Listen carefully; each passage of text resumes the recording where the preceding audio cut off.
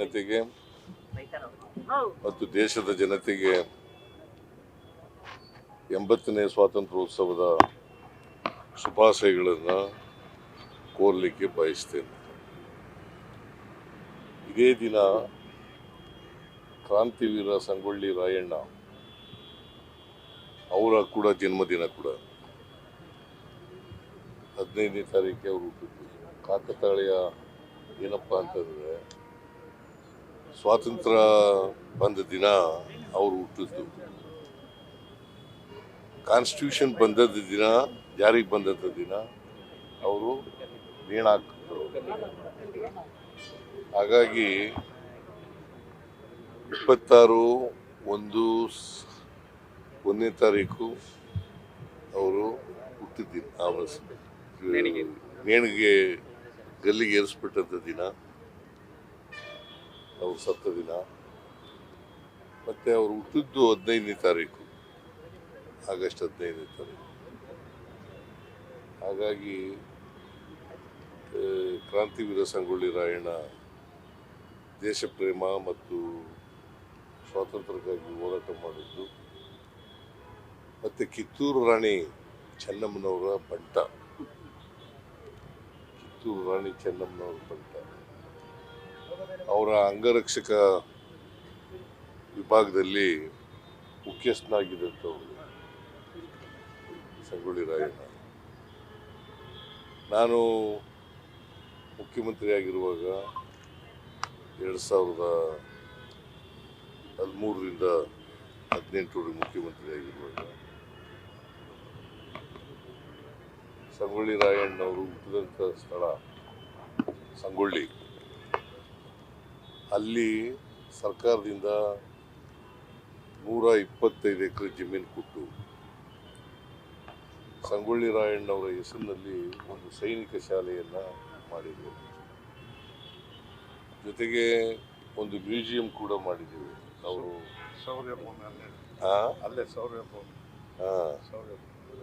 ಹತ್ರ, ಸಂಗೊಳ್ಳಿ ಹತ್ರ ಅವ್ರನ್ನ ಬ್ರಿಟಿಷ್ನವರು ವಿರುದ್ಧ ಹೋರಾಟ ಮಾಡ್ತಾರೆ. ಕಿತ್ತೂರು ರಾಣಿ ಚೆನ್ನಮ್ಮನ ಸಂಗೊಳ್ಳಿ ರಾಯಣ್ಣವರು ಪ್ರಮುಖವಾದಂಥ ಪಾತ್ರ ವಹಿಸ್ತಾರೆ. ಅವರು ಸಂಗೊಳ್ಳಿ ರಾಯಣ್ಣ ಕಿತ್ತೂರು ರಾಣಿ ಚೆನ್ನಮ್ಮನವರು ಬಂಧನ ಆದಮೇಲೆ ಇವರು ತಪ್ಪಿಸ್ಕೊಂಡು ಅಲ್ಲಿಂದ ಕಾಡಿನಲ್ಲಿ ವಾಸ ಮಾಡ್ಕೊಂಡು ಅವ್ರದ್ದೇ ಆದಂಥ ಒಂದು ಸೈನ್ಯ ಕಟ್ಟಿಕೊಂಡು ಬ್ರಿಟಿಷ್ನವ್ರಿಗೆ ಚಳ್ಳೆ ಹಣ್ಣು ತಿನ್ನಿಸ್ತಕ್ಕಂಥ ಕೆಲಸವನ್ನು ಮಾಡ್ತಾರೆ.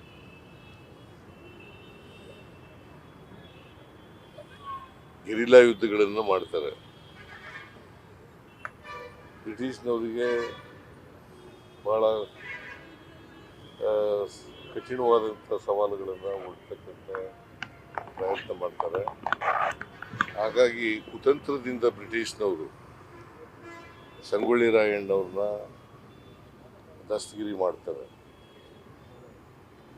ಆಮೇಲೆ ವಿಚಾರಣೆ ಮಾಡಿ ಅವರನ್ನು ನೇಣುಗಂಬಿಗೆ ಏರಿಸ್ತಕ್ಕಂಥದ್ದು. ಅವ್ರ ಜೊತೆಯಲ್ಲಿ ಇನ್ನೂ 6 ಜನ ನೇಣುಗಂಬ ಏರ್ತಾರೆ. ಮತ್ತು ಇನ್ನೂ 6 ಜನರಿಗೆ ಅವರಿಗೆ ಶಿಕ್ಷೆ ಕೊಡ್ತಾರೆ. ಸೊ ಸಂಗೊಳ್ಳಿ ರಾಯಣ್ಣ ದೇಶಕ್ಕಾಗಿ ತ್ಯಾಗ ಮಾಡುತ್ತಾರೆ, ದೇಶಕ್ಕೋಸ್ಕರ ಪ್ರಾಣ ತಿರ್ತಾರೆ. ಅಂಥವರ ಜನ್ಮದಿನ ಇವತ್ತು. ಜನ್ಮದಿನದ ರಾಜ್ಯದ ಜನ್ಮದ ಶುಭಾಶಯಗಳನ್ನು ಏರಿ ಆಮೇಲೆ ನಂದಿಗಡ ಅವನ್ನ ನೇಣಾಕುವಂಥ ಜಾಗ ನಂದಿಗಡ ಅಂತ. ಅಲ್ಲಿ ಇವತ್ತು ಕೂಡ ಜನ ಹೋಗ್ತಾರೆ.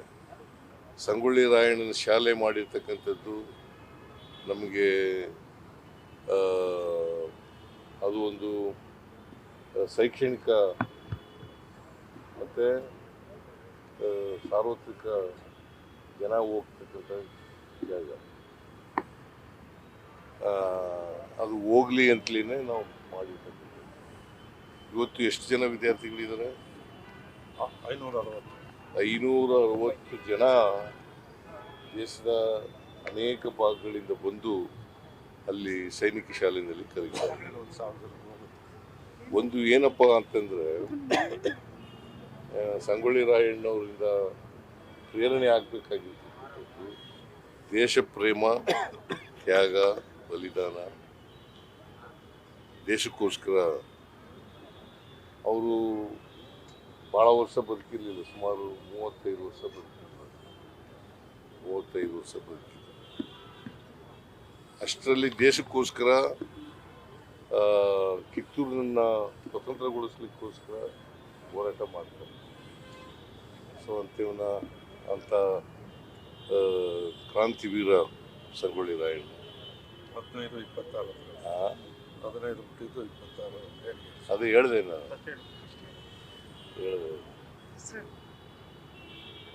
ಸೊ ಅವ್ರನ್ನ ಸ್ಮರಣೆ ಮಾಡ್ಕೊಳ್ತಕ್ಕಂಥ, ಅವರಿಂದ ಸ್ಫೂರ್ತಿಯನ್ನು ಪಡ್ಕೊಳ್ತಕ್ಕಂಥ ಕೆಲಸವನ್ನು ಇವತ್ತು ಎಲ್ಲ ಯುವಕರು, ವಿಶೇಷವಾಗಿ ಯುವ ಸಮೂಹ ಮಾಡಬೇಕು ಅಂತ ಹೇಳಿ ಆಗಬೇಕು ಅಂತ ಹೇಳ್ತಾ ಅವರಿಗೆ ರಾಜ್ಯದ ಎಲ್ಲ ಜನರಿಗೆ ಅವರ ಶುಭಾಶಯಗಳು, ಹುಟ್ಟಿದ ಹಬ್ಬದ ಶುಭಾಶಯಗಳನ್ನು ಕೋರಿ ನಾನು ಕೂಡ ಇವತ್ತು ಮಾಲಾರ್ಪಣೆ, ಪ್ರತಿ ವರ್ಷ ಮಾಲಾರ್ಪಣೆ ಮಾಡ್ತೇನೆ, ಇವತ್ತು ಕೂಡ ಮಾಡಿದ್ದೇನೆ. ಅವರು ಸ್ಮರಿಸ್ಕೊಳ್ತಕ್ಕಂಥ ಸರ್, ರಾಜಕಾರಣದಲ್ಲಿ ಸಿದ್ದರಾಮಯ್ಯನವರು ಸೈಲೆಂಟ್ ಆಗಿಬಿಟ್ಟಿದ್ದಾರೆ ಅನ್ನೋಂಥ ಮಾತುಗಳು, ಚರ್ಚೆಗಳಿದ್ದಾವೆ. ನೀವು ಸೈಲೆಂಟ್ ಆಗಿದ್ದೀರಾ ಸರ್? ಸೈಲೆಂಟ್ ಆಗಿಲ್ವಲ್ಲ, ಮಾತಾಡಲ್ಲ ಜಾಸ್ತಿ ಅಷ್ಟೇ, ಹಾಗಂತೇಳಿ ಸೈಲೆಂಟ್ ಆಗಿದ್ದೀನಿ ಅಂತಲ್ಲ. ಈಗ ಸಂಗೊಳ್ಳಿ ರಾಯಣ್ಣವರ ಪ್ರತಿಮೆಗೆ ಹೂನಾರ ಹಾಕರು ಸೈಲೆಂಟ್ ಆಗಿರೋದ? ನಿನ್ನೆ ಅಸೆಂಬ್ಲಿಗೆ ಹೋಗಿದ್ದೆ, ಸೈಲೆಂಟ್ ಆಗಿರೋದ? ಪುಸ್ತಕ ಬಿಡುಗಡೆ ಮೊನ್ನೆ ಪುಸ್ತಕ ಬಿಡುಗಡೆ ಮಾಡೋದು ಸೈಲೆಂಟ್ ಆಗಿರೋದು. ಆದ್ರೆ ಸಿದ್ದರಾಮಯ್ಯನವರು ಸೈಲೆಂಟ್ ಆಗಿದ್ದಾರೆ ಅನ್ನೋದು, ಮಾತಾಡೋದಕ್ಕಿಂತ ಸೈಲೆಂಟ್ ಆಗಿದ್ರೇನೆ ತುಂಬಾ ಯೋಚನೆಗಳನ್ನ ಮಾಡ್ತಾ ಇರ್ತಾರೆ ಅನ್ನುವಂತಹ ಮಾತು ಕೂಡ ರಾಜಕೀಯ ವಲಯದಲ್ಲಿದೆ ಸರ್. ಹಾಗೇನಿಲ್ಲ, ನಾನು ಈಗ ಮುಖ್ಯಮಂತ್ರಿ ಅಲ್ಲ,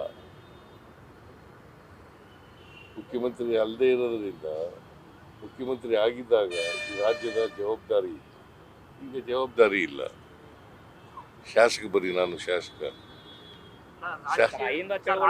ಏನೇ ವಿದ್ಯಮಾನಗಳಾದ್ರೂ ಕೂಡ ಮಾಜಿ ಮುಖ್ಯಮಂತ್ರಿಗಳು ಸೈಲೆಂಟ್ ಆಗಿದ್ದಾರೆ, ತಟಸ್ಥರಾಗಿದ್ದಾರೆ ಅನ್ನುವಂತ ಚರ್ಚೆ ಅಂತ ಪತ್ರಿಕೆಯವರು ಬರೀತಾ ಇದ್ದಾರೆ.